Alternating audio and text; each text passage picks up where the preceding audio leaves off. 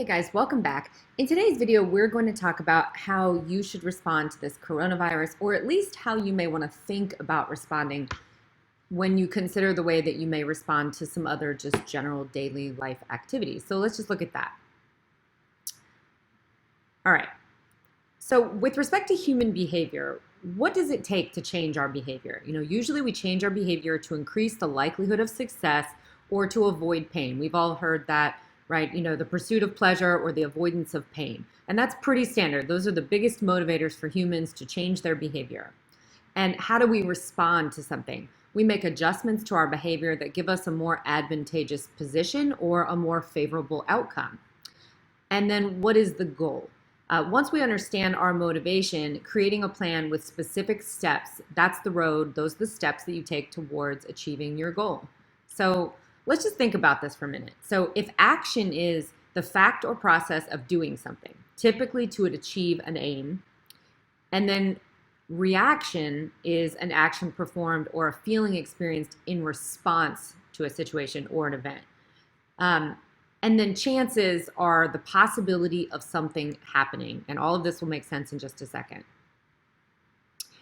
And then the last term we're going to look at before we dive in is goal. What does a goal mean? It's the object of a person's ambition or effort, an aim or a desired result. So I would assume with respect to the coronavirus, that everybody wants to come through on the other side, be able to spend time with family and friends again, see their children play outside, and get back to business as usual, walking down the street, going and having a proper meal, and just life as we currently know it. So if that's the goal, to return ultimately to this state of affairs, then we have to look at the way that we're thinking about and potentially responding to this coronavirus threat. All right, what is your goal? It says right here, wish for it, hope for it, dream of it, but by all means do it. And what I'm encouraging you to do here with this particular video is, this is not a video about panic or even really about preparation. It's a video about evaluating how your mental processes are functioning with respect to everything that we're hearing, because we have high-level officials saying one thing, independent media channels saying another thing, and it's very confusing. So what I'm doing is kind of trying to strip out the white noise and look at it just from a basic human standpoint. And what's the goal, right? Which we just talked about, which is come out on the other side okay, return to life as normal, okay? So it's probably time to think about what you want for yourself and your family, and that's what we're gonna look at here. All right, so I have three different categories that I'm gonna look at here, and the first is behavioral personal changes. And the reason that I'm gonna go through this is because I'm demonstrating what people do when they perceive a threat or they want to achieve an outcome, that they will change their behavior. Okay, so again, with the goal of surviving the coronavirus and making sure that everyone in your family also survives it and everyone that you love, that maybe this is the time to just evaluate what your behavioral changes are. Okay, so personal behavioral changes, when we want to lose weight, it's because we want to have improved health, and of course we just want to look better, right? And so we can't just say, oh, well, we want to lose weight and leave it at that. That's just not how it works. You have to make actual changes in your life, right? You have to avoid snacks, exercise more, avoid parties maybe because there would be too much of an opportunity for drinking and eating fun stuff, weigh in more regularly, and keep a journal to monitor your weight. Those are the actual actions, steps that you take because your goal is weight loss. And maybe that's because you want to lose weight to look good for an event, or you don't want to be embarrassed when you go to a big event, or you just don't want to feel guilty about your weight. All right. Confrontation. We try to avoid this because we want to reduce our stress and move past the issue. And to achieve that goal, we will avoid contact with people, maybe change the subject, not defend our position fully, plan for what you might say, and even solicit the advice of other people. And all of this is done in an attempt to reduce your anxiety or avoid the loss of the friendship. And again, guys, this may seem kind of, why is she talking about this? But just stay with me because you're going to understand as we move forward, all right? Bad weather. Why do we react differently in bad weather? Because we're trying to reduce our chances of being injured, right? We may say, you know what, if the weather's too bad, the rain, the snow, whatever, I'm just going to avoid driving altogether. I'm definitely going to slow down. I'm going to pay closer attention.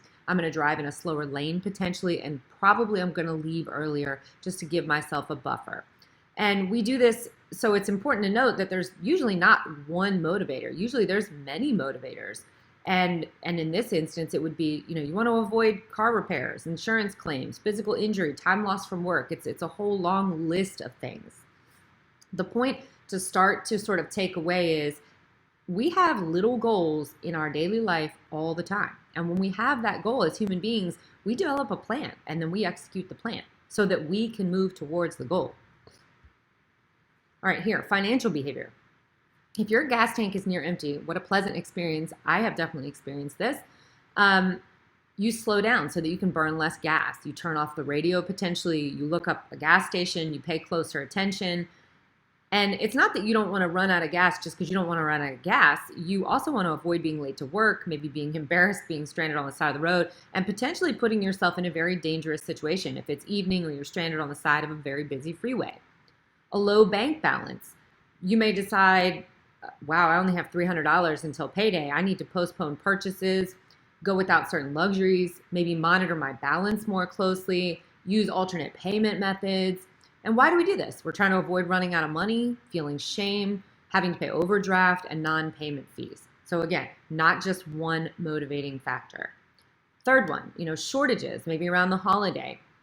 What do? We say, we're going to go out and buy ahead of time. We're going to spend money on credit cards. We're going to go from store to store if necessary. And we're going to pay more money if we need to, because we're trying to make sure that we're increasing our chances that we don't go without, right? And then the final category is going to be survival behavior, which is more appropriate to the coronavirus. But I wanted to walk through the other ones for reasons which I will come to here in a second. So when someone's pregnant or trying to get pregnant, what are they trying to do? They're trying to improve the chances that this fetus in the beginning, that this baby is viable and it is as healthy as possible. So what do? We eat better, we stop smoking. If you do drugs, that maybe you'll hopefully stop doing drugs and drinking. Rest more and have regular checkups. And all of those things are done for many reasons, but some of them are to avoid the chances of having birth defects, increase the chances for a healthy birth, and decrease the changes to your family's lifestyle, if your baby were to be born with some kind of a complication. All right, when we have a family member inside our home and they're sick, we're trying to decrease the chances of everybody else in the house getting sick. Wash your hands more often. We don't share drinks or eat from communal plates of food or share bags of chips. And we generally try to separate that person from the other family members. And why do we do this? To decrease the chance that you or another family member becomes ill and misses school and work and everything else that you have going on in your life. All right. And then the very last one, and I touched on this in my video the other day, is a shooting or a mass shooting. What are you trying to do? What's the goal for everybody? Increase chances of survival. Even children will do this with no instruction from adults. It's hardwired into who we are as human beings. We want to survive. So what do? We run, we hide under or behind things. We try to call loved ones frantically. Sometimes it has happened. People will lay down among the dead so that they can pretend that they are already injured. Why? Because we're trying to decrease the chances of dying. We don't want to die alone. We don't want to die afraid. And we don't want to not be able to say goodbye to our loved ones. And we want to avoid all of that. So we engage in behavior which outside of that particular situation would seem far-fetched, but in that situation seems completely appropriate. So guys, that's the question, right?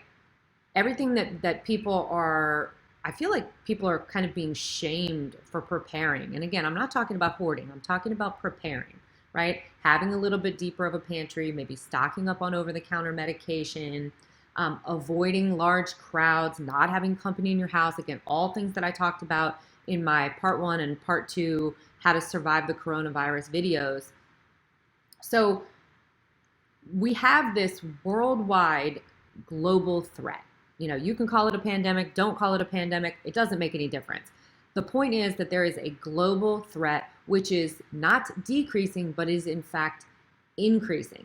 So, and the reason I went through those little examples, which kind of seem sort of silly and unrelated, but they're not related, because it was to demonstrate that when a human being perceives risk or has a goal, we will engage in a long laundry list of things to make sure to either stay safe or to achieve the goal. So if the goal here is survival, right? Or to mitigate the chances that you may even come into contact with this, what should your response be? So it seems kind of silly that people would take more precautions for a low bank account balance and losing weight and things of that nature, or bad weather. But then when it comes to a worldwide global threat, it's I'm just going to wash my hands and we'll just see what happens. That is disjointed from how human beings generally respond. And that's why I'm making this video, is I'm kind of taking a moment to call you to a place where you can have a conversation with yourself. Remove the noise of the media and ask yourself, if you do not believe that this is a credible risk to you, why don't you believe that? And if you do believe that it's a credible risk to you, what are you doing to respond to it? What are your steps? What are your little action steps? Okay, so you're gonna wash your hands. That's great. That's a good step. I'm not saying it's not. I think everyone should wash their hands more than they do, and I think it's wonderful that people are being encouraged to do this. It is a tool. It is not a plan, and it is not the only thing that you should be doing in response to a, and I don't like to use this term, but killer virus. But that's what we're working with right now. All right. Then everyone's saying, oh, don't stock up on anything. Well, are you willing to go without simply because you put blind faith that your government could and would protect and provide for you? Because I said this again before, promises are low-calorie meals. You cannot eat them. So again, I'm asking you in a very practical way to have a chat with yourself. Okay, do I believe this is a credible threat? No. Why not? Yes. What am I doing? All right. And then this advice that we hear, oh, just carry on as you normally would. Does it make sense to have no social shifts in your behavior in light of the current situation? So if you would shift your behavior to lose weight, how is it possible that you wouldn't consider shifting your behavior to protect yourself from contracting this virus? So let's keep moving. And this is the part where you really just, a lot of this, guys, is just, I'm asking you to slow down and look at the fundamentals of human behavior so that you can apply it to the coronavirus. All right. By failing to prepare, you are preparing to fail. One of the oldest quotes in the book, right? If you don't prepare, then you are preparing. You're preparing to fail. Simple as that. I mean, I can't say that in a nice way because that is just what it is. And I think, I can't speak for other parts of the world because I live in the United States, and in America, it seems a lot of times we get our information in 15-second, Twitter posts and little clips on the mainstream media. And I'm always a fan of look at what is happening, not what is being said. Because what is being said, there's a motivation, right? If people are telling you, oh, don't panic, everything's going to be fine, don't go out and buy masks, don't do this, there's a motivation. You can be sure of that for why those statements are passing their lips. I promise you that. Conversely, when they're engaging in certain behaviors that we're getting ready to go over, there is also a motivation. So you have to ask yourself, which one is more impactful for you? What people say or what people do? And we all know these facts already, but I'm just going to review them real quickly. Hundreds of millions of people on lockdown with thousands in quarantine around the globe. This is unprecedented. We have never, ever seen anything like this in our lifetimes. And God willing, we never will see it again. Quarantine stations, and a lot of these next three are respective to the United States, but I'm sure it's happening in other parts of the world. I know that it is. Quarantine stations are being set up across the United States. 11 currently have been tapped as quarantine centers, military bases, and they have, I think, 8 alternates for a total of 20 quarantine areas being reserved to quarantine people who are infected. Now, if they didn't think that there was the potential for that risk to be credible, then why do that? Why would you do that? Why would the U.S. military tell naval ships who have been in certain parts of the world, no, you need to stay, you can't come in yet, you have to sit in quarantine? Because that makes good sense. You don't want to increase the risk of exposure to your population. Why would the government be considering and actually already in the process of trying to engage in the Wartime Act being considered to protect frontline workers so that they can interrupt distribution and manufacturing and say, no, these government orders go to the front of the line. Now, I'm not saying that's not the right thing to do and that it's not necessary here. What I'm asking you to do is consider why that would be necessary if there were not a credible threat. Okay? Just this morning, state of Washington declared a state of emergency. Inside of California, many towns declaring a state of emergency. Now, yes, a lot of that is a political move or it's a funding move, because when you declare a state of emergency, there are certain funding practices which are then put into play. But it's also about closing down work, pulling children out of school. Those things are already happening in the United States, but only if you're paying attention. So again, I'm going to tell you, look at what is happening, not what is being said on the mainstream media. End of the day, guys, it's your family, right? We see this lovely mother and her child and a nice warm cup of coffee. It's your family, it's your life, it's your lifestyle. If your goal is, as we said at the top of the video, to return to life as normal, well, you have to be able to stay safe right now to be able to get to that goal. It's not like there's some magic time machine, a little capsule that's going to come and pull you from here to where safety is. That's just not how this is going to work. You are going to have to do your part to successfully navigate the current threat and see yourself and your family through to the other side. And that's what I'm asking you to do. I'm imploring you to do it at this point. What is the government going to have to say to cause you to prepare? Are they going to have to say, okay, guys, it's time. Now you need to go out and you need to get food and you need to get over-the-counter medicine and you need to stay home and you need to do these things. Okay, great. Guess what? If you just heard that, guess who else heard it? Everybody. And there are only so many supplies on shelves. That's just the way that it is. And in light of the fact that we are having supply chain issues, there will be less to replenish. So again, I'm going to ask you, what is the government going to have to say? It's called a trigger point, right? What death toll will be your trigger point? At what point, when you see 5,000 deaths, 10,000 deaths, 20,000 deaths?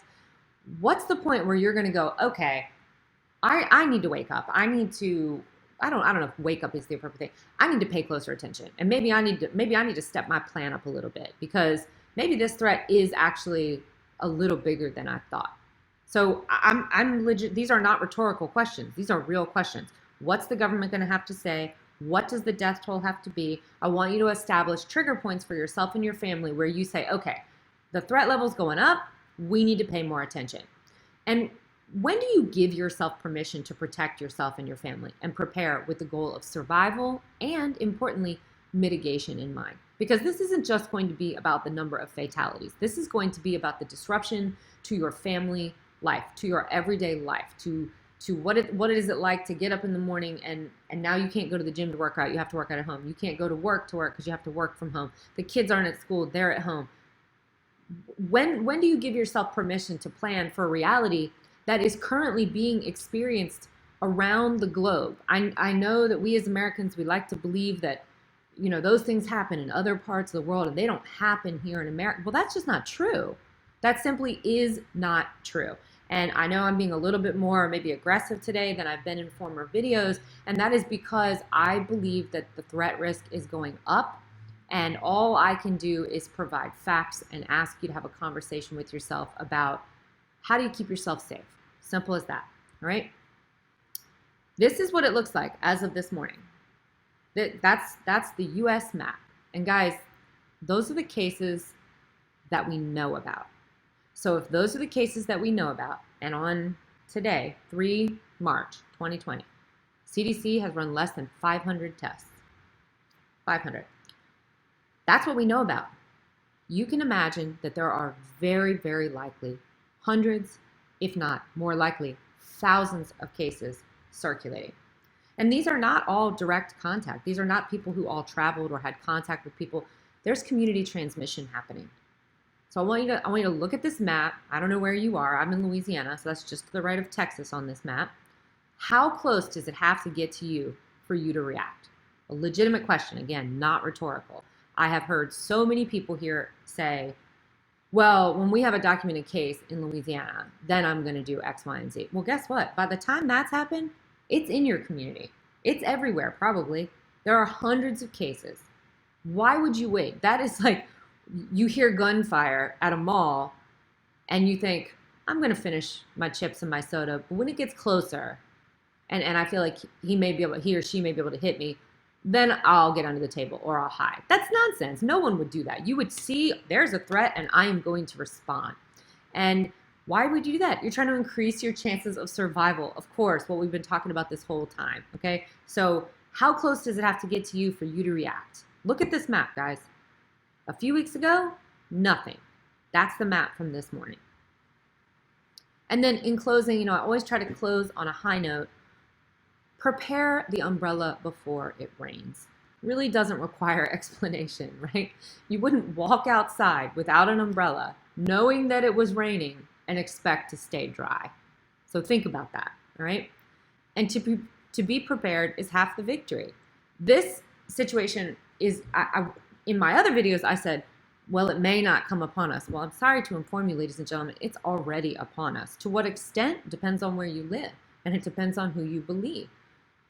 But this situation is already occurring on U.S. soil, just as it is around the world. It is growing here just like it grows everywhere else. So this video is not just for Americans, but of course, as an American myself, I am aware that culturally we tend to ignore these kinds of things because we think that we are, and I hate to say it this way because I know I'm going to get some flack, but we think we're above it. But we're not above it. We are not above it. Viruses do not check passports. They just say, oh, look, a host, and then there you have it. So don't be a host, all right? Be prepared so that you can reduce your chances of being in a situation where you are exposed. And if you want to hear me go on about those things and give you about 50 different examples, watch part 1 and part 2 where I talk about how to survive or reduce your risk of contracting the coronavirus, which for my family already means social distancing, nobody in my house, decontamination procedures when we come through the door. And the very next thing will be pulling the kids from the school, because I don't have to wait until the intruder is in my home to know that I have a problem, because if they're trying to get through the door, I can hear that. And so I feel like that's what's happening, right? We're in the middle of a giant home invasion. There's somebody, he's rattling the handle of your house. He's kicking down the front door and you're like, well, I'm just going to wait when he comes. If he really comes in the house, then I'll do something. And that waiting could have very high consequences for you and your family. And I don't want that to happen. So go shopping, buy a little bit of this, buy a little bit of that, and start making a plan. But the point of this video, because I've already touched on all that in other videos, is to ask you to really seriously sit down and have a conversation with yourself and your family about where are these trigger points. When are we going to take this as more than something that we see on the news? And when are we going to engage in personal responsibility for keeping our family safe? I would love to know where you guys are at on that, how you feel about that. So please leave that in the comments below. Leave a like if you found this video helpful, and if you want to receive notification whenever I upload new videos, go ahead and click subscribe and turn on that little bell notification. Again, none of these videos, obviously they're not monetized, but they're not meant for panic. They're meant to evaluate what is your mental state. Are we moving in a linear way? Are we thinking and reacting in a way which is in line with our overall goals, which are, of course, survival? So I hope that was helpful for you guys. Thank you for spending some time with me. Be well, and I will see you in the next one. Bye-bye.